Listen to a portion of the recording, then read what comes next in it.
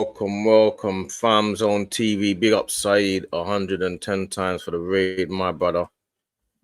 We got the man them. I got my brother, Durag Diaries, aka Bandit, aka Jules, and I got my other brother Roms. You know the pattern, you know the. Oh man, my computer's doing madness.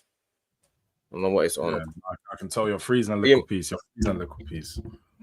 Yeah, it's on madness. Is that in this spot here? Just. I've upgraded it twice now. Don't know what it's on. I just come from one mad. I've had a couple mad streams in the last couple of days. From, do you see the stream yesterday? Oh, the one last night was killing. Last one. I was watching that this morning. I started watching it this morning. All I heard, I got onto the bit where Liga and I said, "I've got 25 questions for a gal. I've got 25 good questions," and I was like, "Oh, gonna come prepared." He come prepared for a goal. He come prepared for a goal last night. You know what killed me though? You see D, yeah? He was quiet for like the first half an hour, but he was itching to. He wants to argue with someone. He always said, "Bro, argue with someone. I want to argue with someone, but I can't today, bro. I'm annoyed. I want to argue. Someone say something so I can argue. I can't be sitting there. I'm on stream, sitting down, quiet for 2 hours. But I'm not doing that, bro. That's the thing. You know, I clocked about that stream, D, yeah? When you do that Arsenal roundabout stream, yeah? Some of the man them are happy just to listen. You want to, because in the end you did. You and Lee had your back in it, but bro, you're not happy just to sit there. Everyone else is just happy to kind of just. It's boring, but that's boring to me. I can do that. At home. That's boring to me. I didn't come on YouTube just to sit down, fam, listen to. Because if I want to do that, I'll go on Lee Gunner's stream and listen to Lee Gunner. Because you know Lee, he takes over the whole stream, innit? You know what Gunner's like. Like he starts talking and talking. I don't think he realizes it sometimes. He's talking. He takes over the whole stream. I'm like, bro. I need to go back and forth with you because you see Gunner, if you can't, he's got a lot of facts. He knows a lot of information about Arsenal. You know what I'm saying? You can't just go back and forth with him unless you've got, information and you got some sort of talking points. You know what I'm saying? But do you know what? I find it entertaining. A gal pulled up a clip on Lee. What clip did because Gunner had a he's got this thing where he's saying you should back the club, like stop not complaining to the manager. Like it's all about results, back the club and all of that type of stuff. Ages ago, but it's a long time ago. But Gunner said he was trying to say it was sarcasm. It works. He's lying. He's lying. Right. He's been caught out, man. I caught him out as well.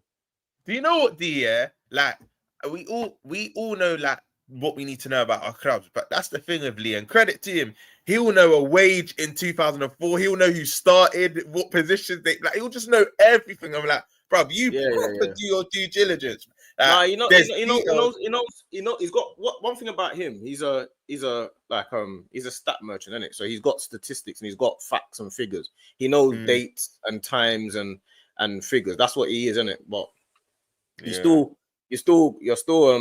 got to be right. Yeah.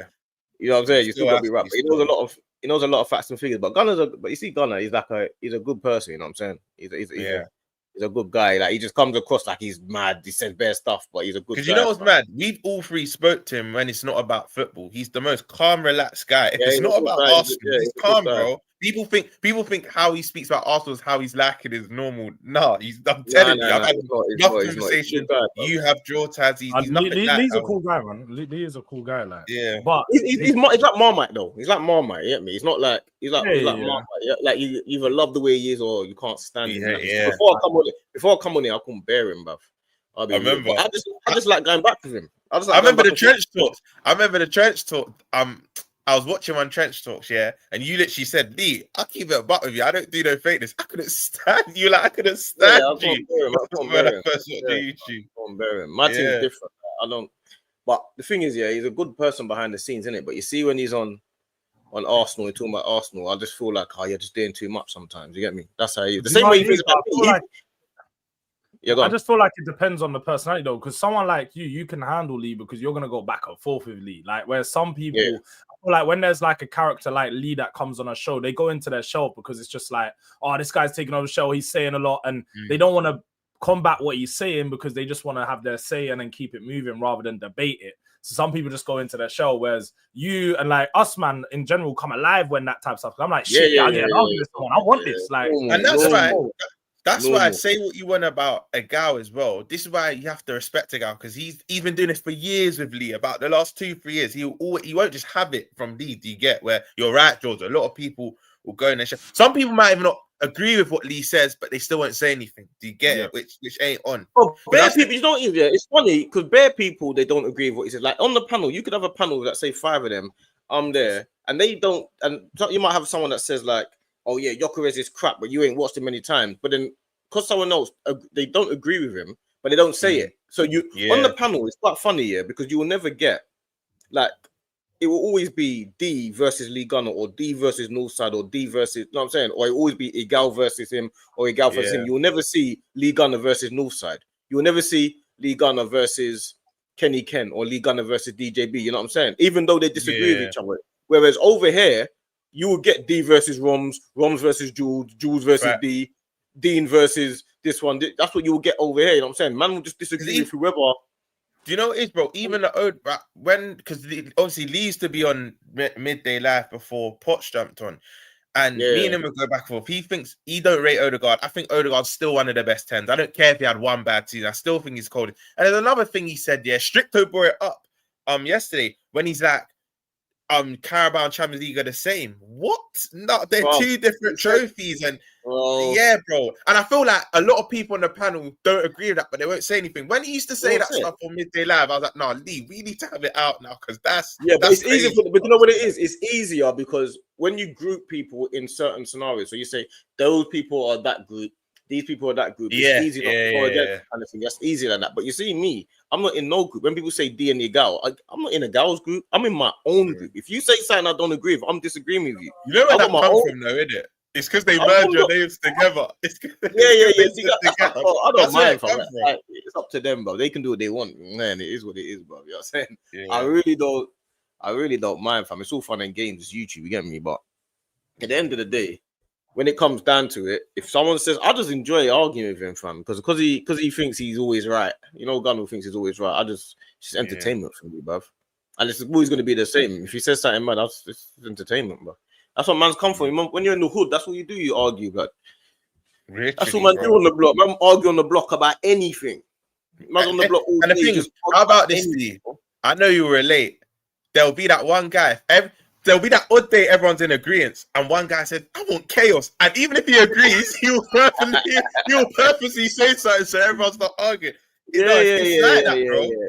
the block, well, you be on the block. You can argue. You got your stuff there. You can argue about football. You can argue about the roads. You can argue about MMA. You can argue about boxing. You argue about everything. You know what I'm saying? This is normal to me. So when I'm on there and man's going back and forth, that's normal to me. It's entertainment to me. It's not even that serious or that deep. Like people take it so personal. I don't know why people take it personal when you go back and forth with someone. Obviously, I can understand why people. I can understand it because it can get you sometimes because you feel like. But you see me, I generally am not that bothered. You said something that's true yesterday, dear. And I say this for every panel show. It's good to have. You see, hear this, You see, I actually watched that show. That's one show on YouTube that I actually track when I watch it. You see, the week before that, it was they all had the same opinion, but you. So it was This is why I liked yesterday because you, Stricto, and a gal have similar opinions, where the rest of the panel have similar. So like it was more even playing field. You get it was at a 4v4, and then DG came on as well later on in the stream. I like that because you're right. If everyone agreed, there'll be no YouTube. Well, everyone's saying it'll be and you know what it is as well, Roms. Echo chamber if everyone's agreeing, man. Yeah, you know what it is as well. Yeah, I'm not used to sitting down and hearing a man's whole opinion for 10 minutes. I'm not used to that. I don't. If I don't want to hear, I can't do that. Just turn up.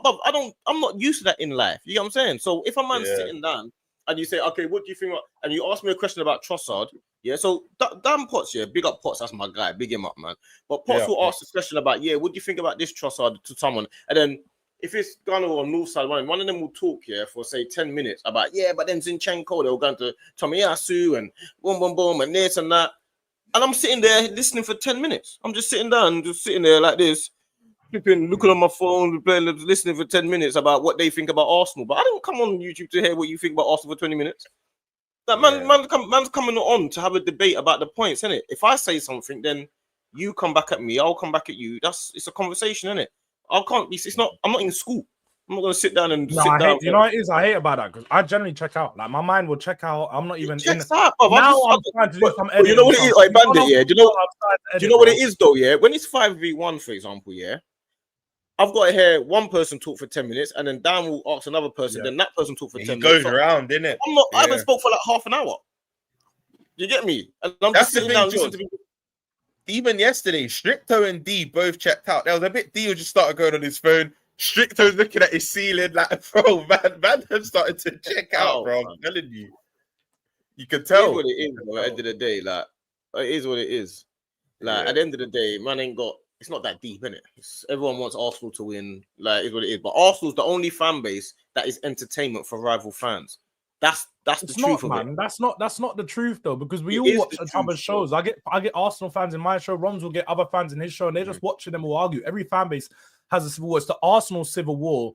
Is you guys are more divided than any other fan base. You guys hate each other more. Like Arsenal fans hate Arsenal fans. That's not like that in any other every other fan base. It's not really like that anywhere else. You guys are divided completely. Like there's not just two sections. There's about 5 different sections. You know, I would say, George, the other club close to that is United, because I remember when Said was doing talk, and there's like 12 man on the panel, bro, and it's like Ty, Neji, and then the other, I think Marcel, them 3 against another 8, bro. United are close to Arsenal as well, and the fact that their fan base hate each other as well. Enough times Kaz will say, I don't like United fans, or United fans won't like him. They have civil wars, but end of the day, there's a common denominator. It's when your club's not doing what you want them to do, because if you look at Liverpool, Chelsea, Man City recent years, because we're winning, you don't really get that as much. I feel like, watch when Arsenal, because let's be honest, football's cynical, but like, obviously Arsenal will start winning things. When it will happen, we don't know, but eventually they'll win stuff. It should, I'm not saying there's a guarantee, but it should be more harmonious. People should be on the same page. Same for United. You start winning stuff. It won't be though. It won't be though. But you still think if you win stuff, there'll be all this arguing? Bro, it's been like that all the time, bro. Like, it's not just Arsenal fan base are not divided over just Arteta. They're divided over. They were divided over Wenger. Remember when Wenger was here? It was the Wenger out brigade and the Wenger in. They just call me Arteta in because Arteta is the in thing. If it wasn't Arteta, it would be someone else. Let me ask you this. You know, we were speaking. You know, we'll say like how sometimes Lee says Champions League and Carabao are the same. It's the degree of trophy. I know you brought up Wenger in that, but again, like I rate the FA Cup, but again, that's not enough for your majority of your families. I'm speaking about if you was to win the league, you're telling me they'll still be on. I feel like you'll all be gassed. I feel like they will.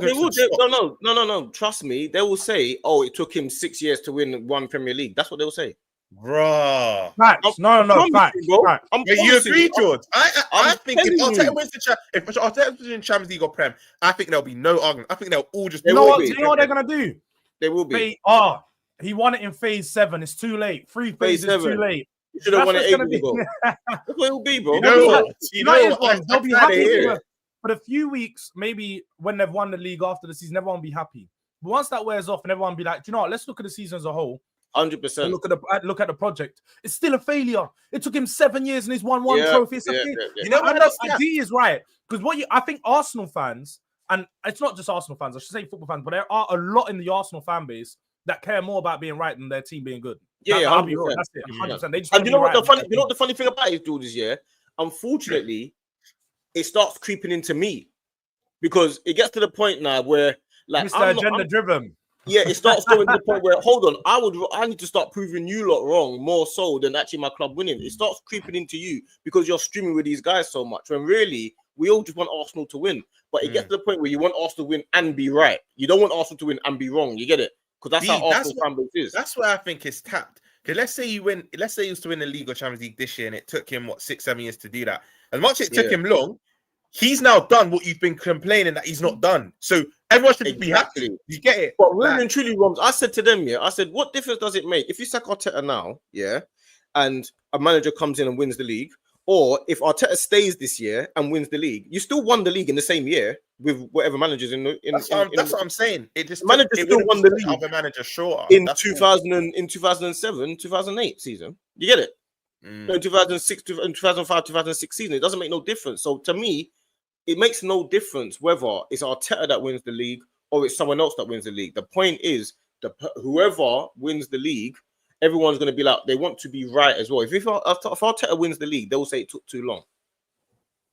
Guaranteed. For me, that's a bit mad, bro. At the end of the day, he's now done. It'll be too long. It'll be too long. And I understand it because obviously you need to be winning. You haven't been winning over it, but they'll be like, we waited 7 years to win just one Premier League. That's what it'll be. Because you see, Wenger, when Wenger was winning, you know, when his career's gone on, do you know what people say? He only won 3 Premier Leagues. Yeah.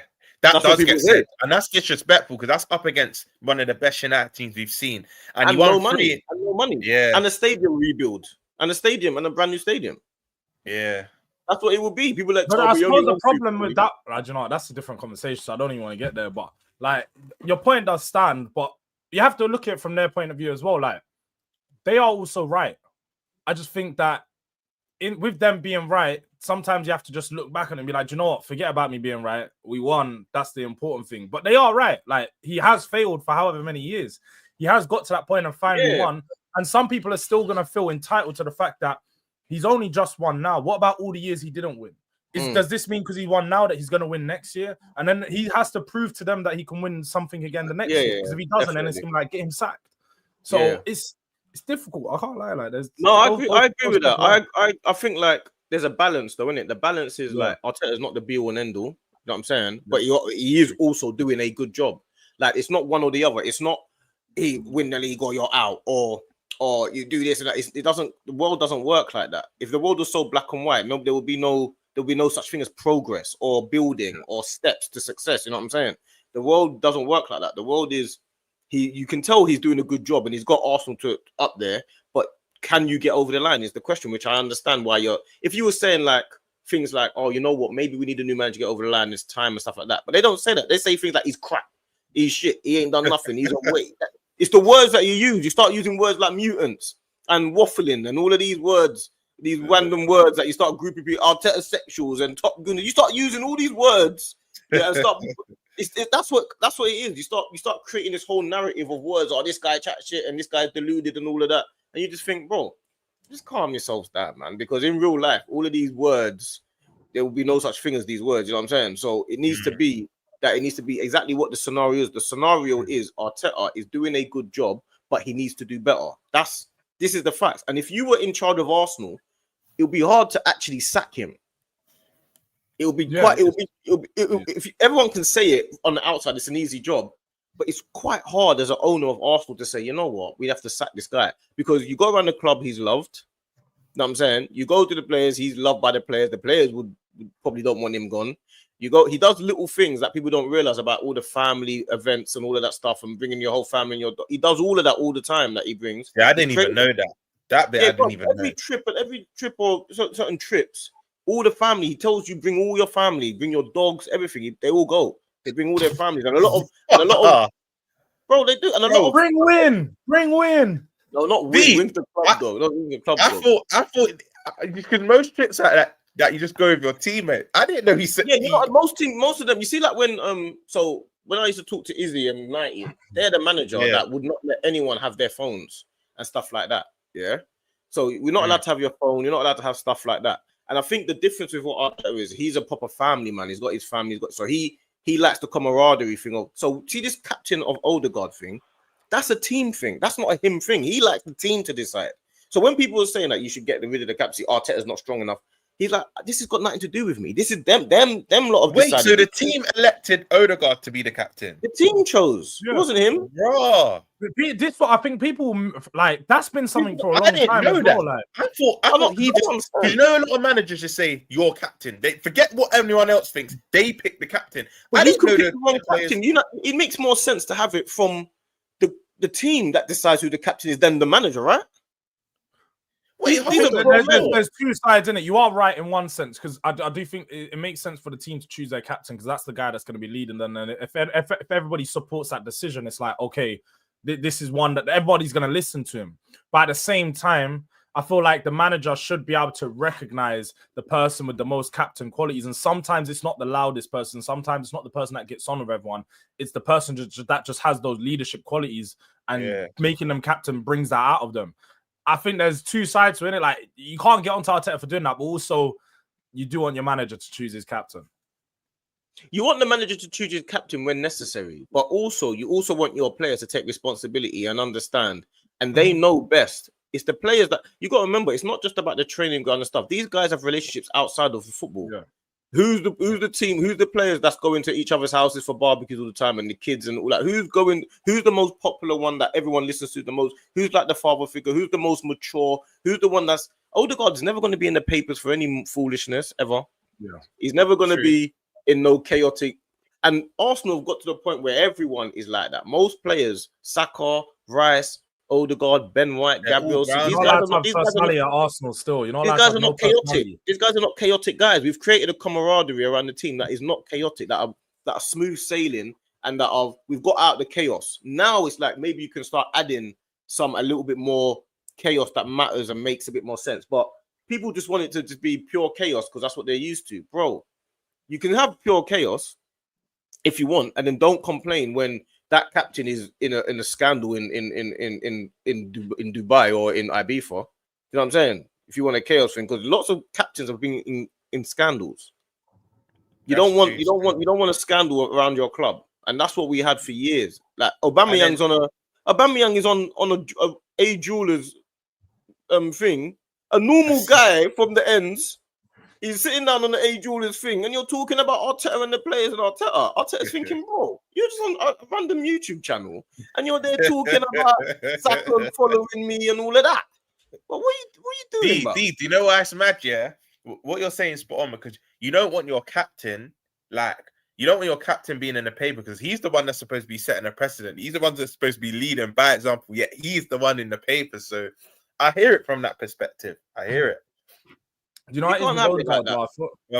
I feel like for me with Odegaard, it's just like you said, because we had this conversation in a group chat, and I was defending. I was like, if the players chose him, nobody can get onto it, because the players are going to choose the guy that they listen to. Like I said, the guy ultimately they need to choose the guy that everyone respects the most, because you need to have the most respect for your captain. So when he's telling you certain things, you're like, do you know what? We're going to button down. We're going to listen. And like I said, he's not getting into no trouble. But oh no, man. Do you know what? The one thing with the captain situation is that's so silly is you don't necessarily need the armband to be a captain, innit? Like if anybody else is the more vocal leaders, anybody else that's more shouting, whether that's Gabriel, whether that's Rice, they should be doing that regardless of having the captain responsibility or not. They should be on the pitch, ordering guys around, shouting, getting like that. That should be normal stuff in the change room, telling everyone what to do. Because Odegaard wouldn't have to feel the need to do that if he has a player like that there next to him doing it in the team anyway. He might not have to do that. And a lot of the time as well, like I say, one of my friends, he's close to Arsenal, innit, on the inside. And this is stuff that people don't know. He was the one, you know, the youngsters coming through. It's all Odegaard. You see the youngsters, he goes up to every single young. He's the one he's like their mentor, like their guy that they all go to him. We in for. Just had a little bomber from Ornstein saying Havertz is injured. Havertz is set for a spell out on a timeline on the sidelines. It's at early stage. How long's that? They just said he's set for a spell out with a knee injury. We know what knee injuries are like. It says Arsenal are going to explore the transfer market for a sign and strengthen the attack now and provide cover. You know what? Yeah, this is actually an unfortunate situation. Yeah, because what that actually does, it actually forces Arteta to play Gyökeres every game. Mm-hmm. This is so unfortunate. It's so unfortunate because as much as I want Gyökeres to play every game, I had a feeling that he probably won't play every game. So it's unfortunate that Havertz injury forces Arteta to play every single game, because Gyökeres is going to play every game now. And I was worried that he wasn't even going to play against Leeds. Wait, when's Jesus back? Does he still have a spell out? Who? Gabriel Jesus. A couple months. I think he's got a couple months. Okay. But what he will do, what Arteta will do, he'll play Gyökeres, but he'll play Trossard up front if he needs to. That's what he'll do. Or he'll play Waneri in the 9. I don't see any of that happening though. When you have Gyökeres available, let's have it right though. What's the problem with being forced to use Gyökeres straight away? Like he was brought in for the price that he was brought in. He played every single game or every game that he was available for Sporting. It's not like he has a fitness problem. He should be playing 90 minutes every game. I agree. What's the problem with that? There is no problem with it. Isn't that what exactly? Because you were worried that I remember before the season you're going, bro. If he starts Havertz against Man United, I'm not having it. Like he's going mad. We signed a striker, played a striker. Yeah. What you want? Havertz injury isn't good, but having Gyökeres play every game is good. It makes him embed himself into. You know what as well, man? Yeah, exactly. So do you know what as well, man? Them. Let's be honest. Mourinho's a good finisher. Yeah, he is. Let's have it right. He came in and he was a decent finisher. We know Arteta. The odd game he doesn't play, Gyökeres at, let's say Carabao Cup, I think you get a game early September or mid-September. I can see a case where either Trossard comes in or you've got another option of Mourinho. Not saying that's the right option, but Arteta literally did that last season when they had enough injuries. So that's another option he'll probably use as well, Mourinho. Yeah, he will. That's you're spot on. That's exactly what he will do. But as an Arsenal fan, our problem was, like, even against Man United, he came off 60 minutes. I know that could be for fitness and getting him ready for games and stuff like that. You know what I mean? It's the first game of the season, but we don't know if he's going to start doing this constantly. Gyökeres ain't going to get 20 goals if he keeps coming off for 60 minutes. Facts. True. Like, don't get it twisted. Don't think we're going to see the best Gyökeres if he keeps coming off for Havertz after 60 minutes. Like, that's not what any Arsenal fan wants. We don't want Gyökeres to come off for Havertz. We want Gyökeres to come on with Havertz. Don't let anyone fool you with that. You know what I'm saying? So I don't know, man. It's just a bit of a thingy, but it is what it is at the end of the day, man. It is what it is. I suppose the other side of it is, though, because obviously last night you guys were discussing about the transfer window. How, you know, I heard a little comment from you that I'll get on to another. I think we go on to another. Go on, say it. I heard him say he'd rather sign Kudus, shift Saka out on the left, have Kudus on the right. So you want to make your best player go to the left-hand side so you can get Kudus. So essentially what you're saying is Kudus is the better right winger. That's basically what you said. No, that's not what I'm saying. Basically what you said. Crazy. Roms, correct me if I'm wrong. No. You're missing the point. Wait, let me just pose my thing, because this is what I heard. Yeah. I heard what I heard. If I was like to you, oh yeah, you can sign Kudus, you're going to shift Salah out on the left and you're going to throw Kudus in the right. Basically, what I'm saying is Kudus the better right winger, right? No, that's not what you're saying. No, you're missing the. I wouldn't want to move my best player. I wouldn't want to move my best player. You're missing the whole point. That's not what I said. That's not what you said. Not me, innit? No. My point was my actual point was, Kudus said he's only coming if he plays on the right. So, firstly, Saka's not Salah. That's the first thing. So stop talking about. I just said he was the best player. I just used the context. If you move your best player, stop saying if you move your best player, because Saka could also do what he's doing on the right, on the left. If Saka played on the left, he could also score 12 goals in the season. So not necessarily. No, that's not true. That's not necessarily true. No. Yes, that is true. That's true. His style and the way that he plays on the right hand side is being an inside forward, cutting in and scoring a lot of goals off of the cutting, creating a lot of chances off the cutting. Bro. You change his whole game with him on that left hand side. No, you're missing the point. You're actually missing. I'm not missing the point. You just don't like the point that I made and proved. You think Kudus is better. That's what it is. You think Kudus is better. You don't want to say it. I know you think it. No, I don't think Kudus is better. I think that if we're going to sign Mohamed Kudus and he wants to play on the right wing, I think Kudus right wing and Saka left wing, you get the best out of Kudus on the right and you still get the same output from Saka on the left. That's the point I'm making. It's not the same. The drop off from Salah to left wing and right wing is too great. The drop off from Saka, some people think Saka might even be better on the left than on the right, because Saka's not a take on. To be fair, I've heard Saka's not even a take on Merchant, so he's struggling to take players on at the minute. So Saka might do better on the left. He might do. He might do, innit? Like, but do you know what, George? I was just being cheeky with that. But what I was going to ask you is about potential replacements and going back into the market, because obviously Trossard's new deal, Havertz injured now. You got to bring another player to compete in that forward line. What is the solution? My signings for this summer that I wanted. These were my signings. Yeah, I wanted Semenyo. This was what I wanted from the beginning. Semenyo, Kudus, Gyökeres. And then I was thinking, I wasn't really thinking about centre midfielders enough. If I was thinking about centre midfielders, I would have gone Baleba and stuff like that. But it'd have been, that's a lot of money. But I wanted Semenyo, Gyökeres, and Kudus. They're the three that I wanted. I wanted Semenyo from the jump. And I would also have Adama Traore, just have him on the bench. So when we play City, he can play. I saw that tweet. That was clear. Wait, and D, you know why your logic makes sense? Because in your ideal team would have been Saka in the 10, Kudus on the right, Gyökeres up top, and Semenyo on the left. Semenyo left, 100%. That makes sense. Saka needs to be moved centrally. I'm telling everybody. I've said this before everyone, yeah? You've said this for as long as I've known you. You've actually said this for as long as I've known you. People realize what I'm saying, they're going to be like, okay, Saka needs to be central. Once he goes central, his output goes to the highest level that you can get in the league. It goes up there with everyone. He needs to be central. That's where he needs to be. He needs to be in Palmer's position. If Saka goes in Palmer's position, you'll see he's a goal scorer, bro. Do you know what as well? Yeah, like I hear like a lot of people are scared of change because a lot of Arsenal fans think he's had his best years right wing. Don't change him, yeah. But do you know why? Again, I disagree with you. I think he can work in a 10. I would leave him on the right. But the reason why what you're saying does make sense to a degree, yeah, because I think we all agree you want your 10 to be good on a half turn. I want my 10 and my 6. Them 2 positions specifically, 10 and 6, because you kind of need to change the game straight away with the direction, yeah.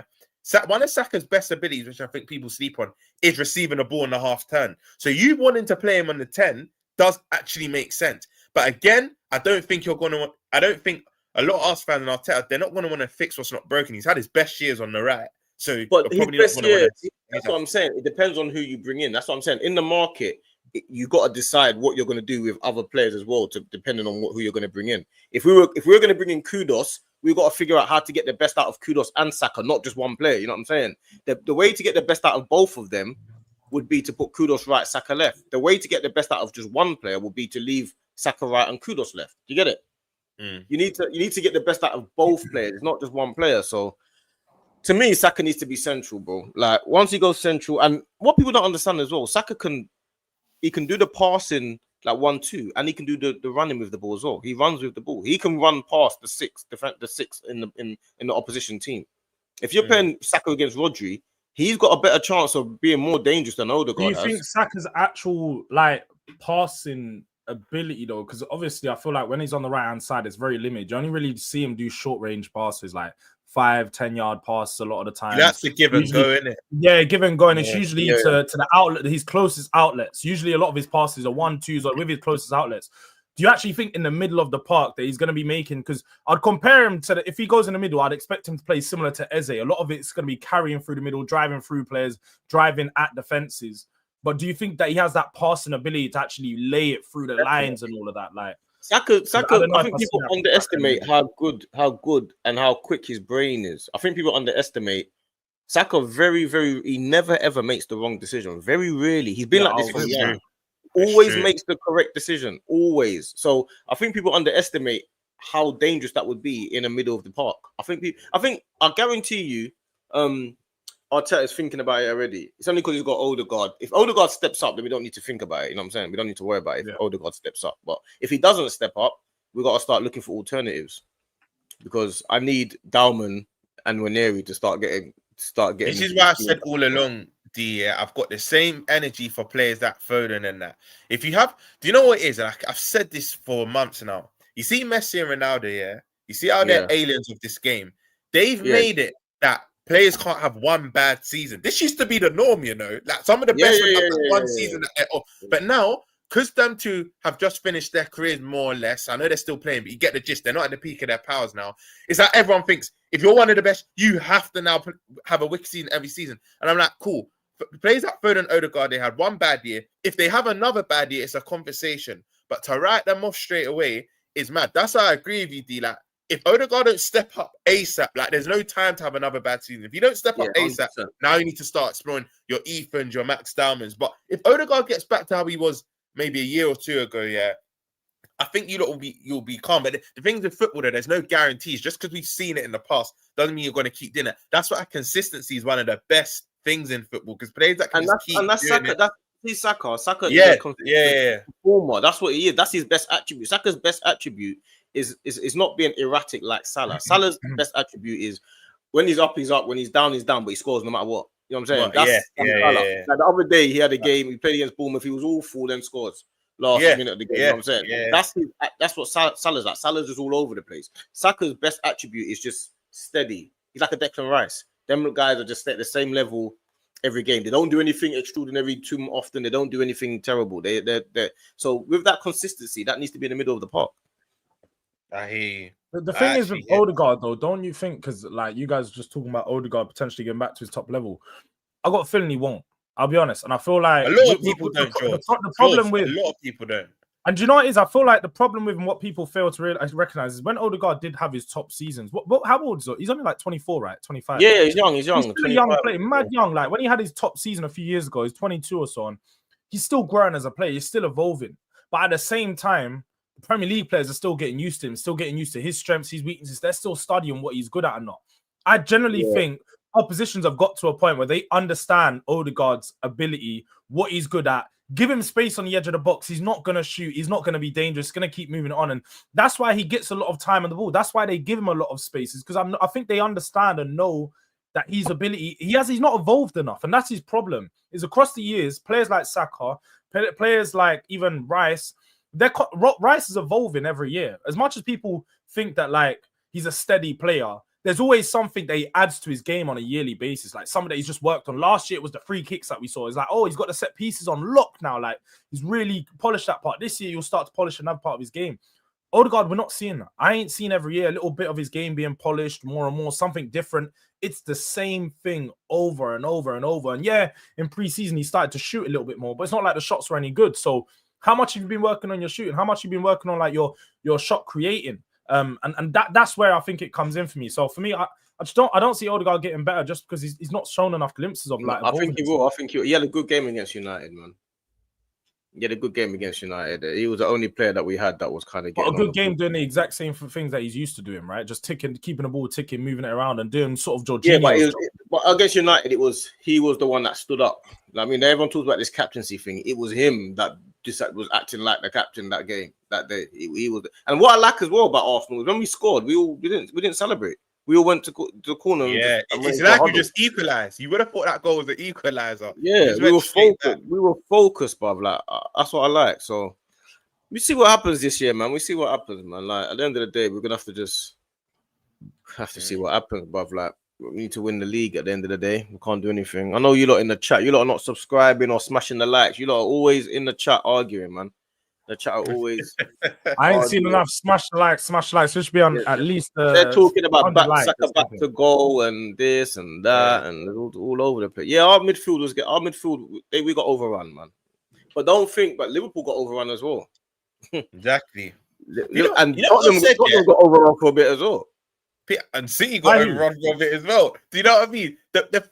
City got overrun as well. All the top teams got a little bit overrun. Let's be honest. No one's got. I hear Troy Deeney, including Tottenham. I hear Troy Deeney speak about it. Man, I'm going to get onto me now. Like, oh, he's taking stuff from Troy Deeney. But end of the day, he's been a professional, and he said something on Sunday on TalkSport. No team is at their full fitness till probably about mid-September. No players fully fit just yet. Remember, they're still getting into the season. Yeah, I think 5-6 games in, then we proper judge. Like, if you're still being overrun in that, then it's like, this is worrying. But the first 2, 3, 4 games, like, bro, players are still building up on it. Because we need to be honest, preseason games and Premier League games, it's like night and day. And the things with preseason games as well, it's rare that you play the full 90. Normally, it's 2 different 11s. Do you get? So players are still going to not get fully fit until like mid-September at the earliest. Like, the next 2, 3 games, you're going to see players that, like, for example, when I was at the game, right, I'm not excusing his performance. I know you thought I was doing that the day before, George. But Verts was tired. I'm seeing him huffing and puffing. Verts was tired. Like, these are the things the cameras don't show. Big up. But, bro, Verts was tired. Even Community showed Eze and Wharton, yeah? Not Eze, sorry. Wharton and Gahey. That Gahey had to come off because of cramping that. Let's talk about Verts. Let's talk about Verts for a bit. We can speak about Verts. He had a poor game. I'm not going to shy away from it. I think he was poor against Crystal Palace as well. I'm not in the Community Shield. Everyone keeps saying he talked about first half. I just thought he was had a couple nice touches. He was doing nice touches and a couple nice balls on one. That's what he was doing. He had a couple, and he set up the goal. It was a good pass for the goal. Yeah, but he got bypassed so much. It's like, you see when Verts is playing, yeah. When you play against, say, like Caicedo and Rodri and that, he has to have the ball. If he doesn't have the ball, I don't know. Like we had this with who did we have it with? We had a player like that. The only difference is you can swap it. You can put Szoboszlai in it if you want. Yeah. But Verts, I'm telling you now, he's gonna be easy against the little teams. He's gonna do it easily or whatever. But I'm telling you, he's gonna become a problem because he struggles to be consistent with to impose himself on the game sort of thing, isn't it? Like, do you know what, I've always said, in the league, Ozil, that's it. Ozil, like it's Ozil. Yeah, you can see. you can get some lightweight players, but I feel like, and I think you said it, George, you can only really get away with it depending on your position. So you see Riyad Mahrez, he was Marga for his whole career, but he played out wide. When you're in that central area where you're always in combat, he's going to need to bulk up a bit. I'm not even after admit it. He's going to need to, because this is where I agree with you two. He looks a bit lightweight, as in, if he now comes up against the Rice, the Zubamendi's, even Paulina, Bassoum, all of the other top 16 with like robust midfield, the game could pass him by. For me, he needs to bulk up a bit. But where I have to disagree with you two, second half, I thought he was poor against Palace. But first half, for me, it weren't just pretty touches. I feel like a lot of things were going through him. Like, a lot of things were going through him. But, yeah, bro, to answer against Bournemouth, yeah, he was poor. I hold my hands up. He was before poor, he came, I was talking to Dean and Izzy and stuff, and man are saying, yeah, he's better than Palmer. And they were saying, and I'm saying, bro, like, they said he's better than Palmer. That's what they were saying. They were saying he's much better than Palmer. Mad. So even though he plays for my club, Palmer's for me the best 10. Like, out of all of them, he's the best 10, one of the best 10s in the world. But they were talking about Palmer, he's this, and I'm saying, bro, like, Wirtz has to first be better than Bruno. First, like, you got levels to get to before you get to Palmer. Like, you can't just come and be better than Palmer. Like, you need to come here. You need to be better than Odegaard.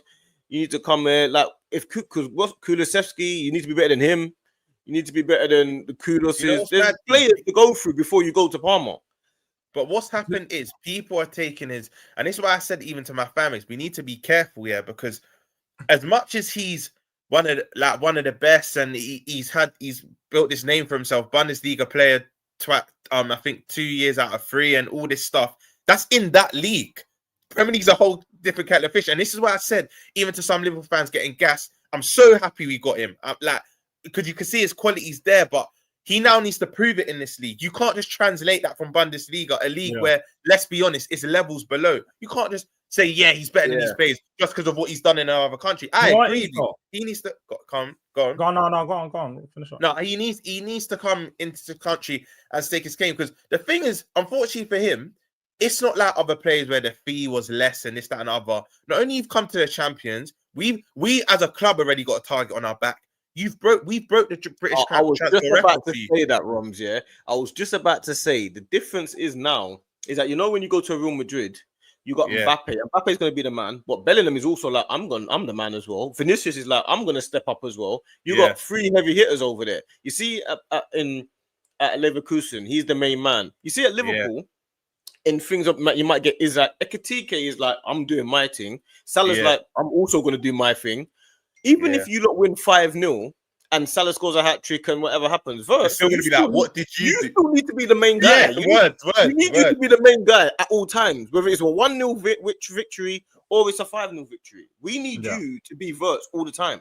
There's no time for Salah to be the main man for 5-0 and you're not. We're still going to criticize you. Don't get it twisted. You know what it is, though, for me, I feel like it wasn't helped in the last 2. I feel like when you have Gravenberch in there, I feel like he's going to be helped, because now you've got someone who's, because for me, Szoboszlai is just a problem, bro. I thought playing Szoboszlai in the DM, he was watching it against Bournemouth. It was just like, yeah, I know you get around, I know you're busy, but on the ball, it's just not good enough. Like, I need someone that can. Well, he tried a Cruyff turn in the other half, which then conceded a counter. Like, he just. Anyway, sorry, George, carry on. No. That's what it is. I do feel like playing Gravenberch will give Wirtz some of that freedom to, you know what, this is my space on the pitch. Gravenberch wins it, plays it into him, and he gets to just take control of the game a little piece more. And it's building up some of those chemistry. So, like, when you spoke about those performances, he does look like he's got good touch and these little things, but that's what's expected, like the bare minimum. Yeah. You look good technically. We just need to see him impose himself on the game or take control of it. And that does come with time, like no doubt. I feel like when he's more comfortable as a Liverpool player and he's like, this is my home, this is my team, then, and also just building that relationship with the likes of Salah and so on to understand how to best work together, then I think he'll start imposing himself. He'll start picking up the ball and doing what he's done for Leverkusen, shooting from 30 yards, doing these long field passes, trying to play, straight through the lines. Like, I think you're going to start to see all this. But at the moment, it's just getting used to these players, and I just think that midfield setup, McAllister and Szoboszlai, that can't go, that can't run. I don't know what. George, they're already saying there's already. I'm not going to say all our families, but there's a minority in group chats I'm in and Twitter and that. There's already a minority of Liverpool fans saying maybe he shouldn't start the Newcastle game. Now, I'm the complete opposite. I get, because, bro, Joe Linton, Tonali and Bruno, they're going to be battering Rams. I'm telling you now, I don't like predicting these things, but one of our players are going to get a knock or something from that game, bro. They're going to be up for it. They're going to be up for it. But this is what I'll say, George. I don't like that, because he's lightweight, he shouldn't start that game. No, these are the games. No, I think he should. Yeah. These are the games that he can make the difference in those games as well, because he's got that quality. I'm just saying, he doesn't look to me. I think he reminds me of Ozil, where he's got the quality, but consistency is what makes you a top player. So that's what, for 116 million, you ain't got time. Like, it's like Gyökeres.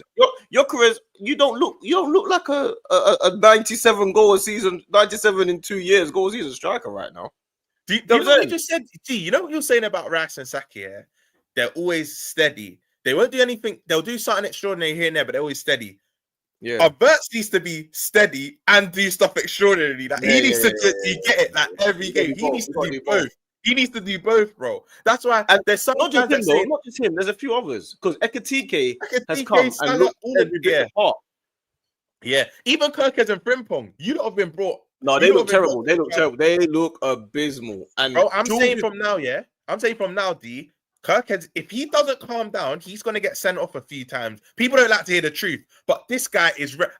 This is what goes back to D. You don't really like. How many times did you watch Bournemouth? How many times did you watch this player? This shows I didn't watch him as much as I thought I did, because I didn't know he was this rash. When I watched Kirkes, I was just seeing him nice. I know. I didn't think he was this rash. My man took him out, and then even before that, Semenyo kept having him up. Kirkes needs to relax, because, bro, he'll get quite a few reds if he doesn't chill out this season. And Frimpong, for me, he just looked a bit, again, lightweight. I don't think them two come to the fold. But again, the things with them two, though, D, like, they need to hit the ground running, but not as much as a Verts. Do you get? They cost less. Verts needs to hit the ground running straight away. Do you get? So I think they're being too harsh. Is a bit of a problem, though. I think their defense. I think them two at wing backs leaves you lot far more open, man. I think it leaves you lot far more open. Yeah, you know what I'm saying? I thought Frimpong was alright, though. I thought Kirkes was a problem. Sorry to cut you. Am I being too harsh? Because there's some Liverpool fans saying, "Rom, you're being too harsh. You're being too harsh on Verts." We paid 116 for this guy. Like, how can I be harsh? You need to. What is it? 116? I've been hearing so many fees that I don't even know. I just know it's above 100. What, you know, what is 116. 116. I don't like to include add-ons, but everyone else is, so I'm just gonna do it now. Fuck it. We actually paid 116 is in add-ons, but soon as everyone else is including it, I'm just gonna do the whole thing now. I can't be asked to separate them. So it was 116, 100 flat out. Perfect. But end of the day, George, we broke the record for a minute. That he needs to, for me, he needs to be putting up a certain level of performance. I'm getting man telling me I'm harsh. I'm like, you lot are too. If I'm too harsh, you're too lenient. Like, do you get it? Like, this guy needs to do something. And you know why? For me, he needs to do something a bit more. You know, if it's away at another club, he might have a bit more leeway. I'm not saying he should have a bit more. It's Bournemouth at Anfield. Bournemouth are a good team, but you're at home. You got all your players around. You got all the fans around you. It should be a bit easier. Do you know what I mean? So I don't think I'm being harsh on him. I want to see performances every game. I'll be real. That's where we're at, though, as rival fans as well. And that's why you've probably got that expectation too, because we know every time that you come on a show, Verts doesn't.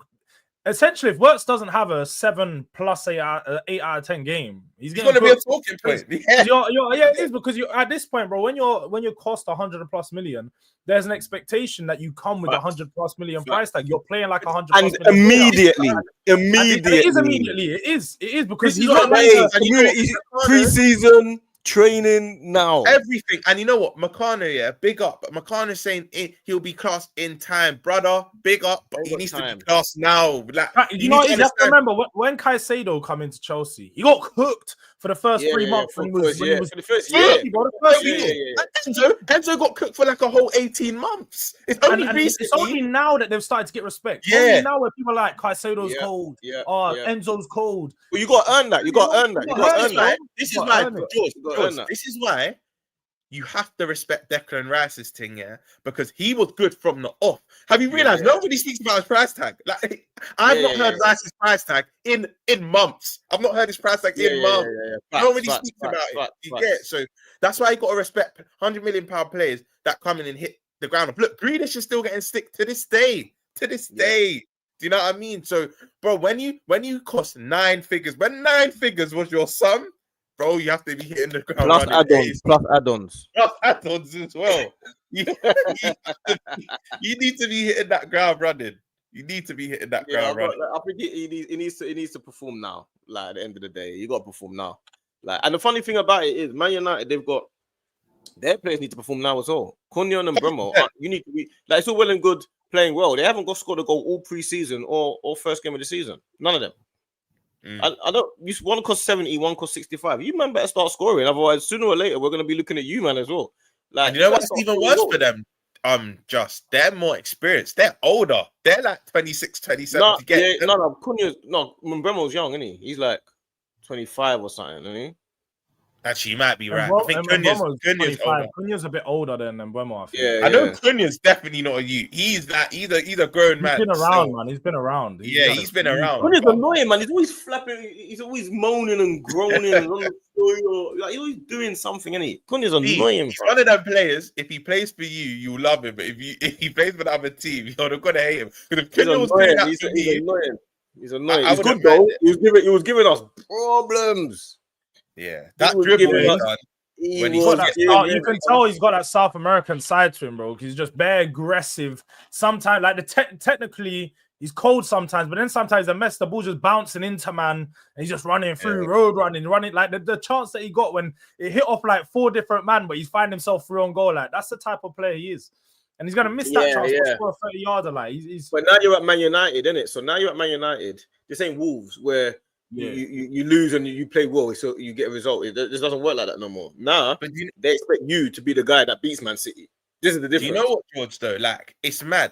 You know what you're saying about Cunha? Like I said, it's a South American thing because, bro, Luis Suarez, for me, the best player I've seen at my club, you wouldn't associate him with being the cleanest dribbler, but he would, like, it'll keep ricocheting off the defenders and he'll come back to him and hit off them, come back to him. Then he'll just put it top bins. But the thing is, it looks scruffy, but it's actually intentional from them because they keep persevering. Like it's intentional. Does that make sense? So it doesn't look clean. That's Salah when he dribbles, bro. Man's just bouncing off man's legs straight. You could say that, it works. And then next thing is top bins, and you're 1-0 up, or if it's the other team, you're 1-0 down. So you wouldn't say Suarez was the cleanest dribbler, but like it's actually intentional. Like he wants to hit off you. It's intentional. Yeah.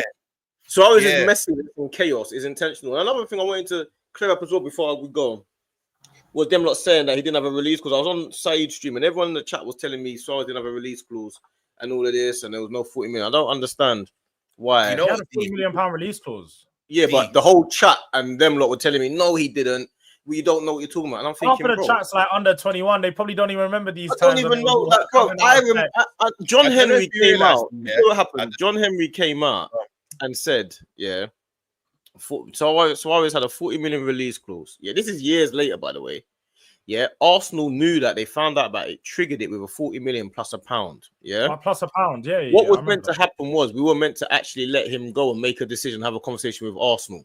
What ended up happening was they said in England, because they're American. In England, we realized that contracts they don't take it seriously in England. This is what he said. This is John Henry said. This is an interview that I watched years ago. John Henry he said that contracts don't actually mean that much in England. We found that out, so we rejected it. Arsenal should have taken us to court. If they took us to court, they would have ended up getting Suarez, but they didn't take us to court, so we kept our player. That's the story. It's essentially what happened with Morgan Gibbs-White as well. That like similar scenario, but like but the 40 million plus £1, we get bantered for it, but that is we actually triggered the release. But the chat are telling me, oh, that's not what happened. You don't know. He didn't have no release clause. I'm saying, what are you not? I don't know if you lot, but I realize they're probably kids. Do you know what, I don't know if you realize. I didn't say if I don't know if I'm not have knowledge on something. I just remember, like you said, the banner. I would have been about 13, 14 at the time, and I remember the banner was just plus the £1 because you're not used to hearing. DJ's doing it again. He's doing it again.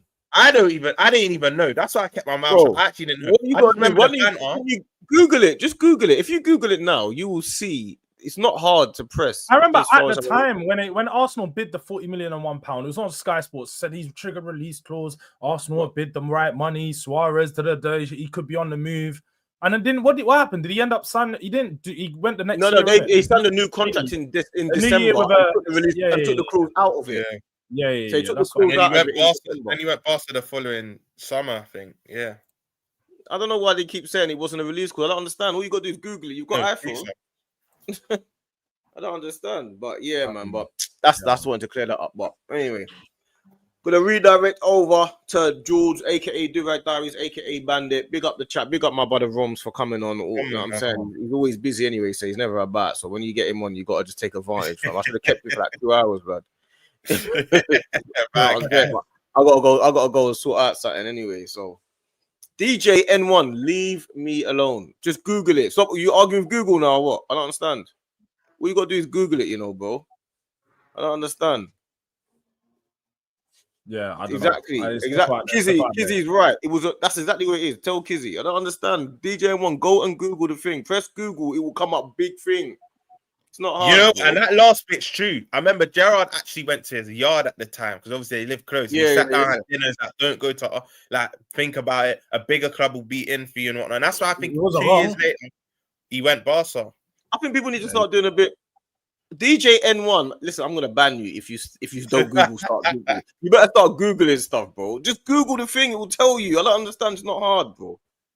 It was a clause to allow him to speak to another club. What does that mean? What's that then?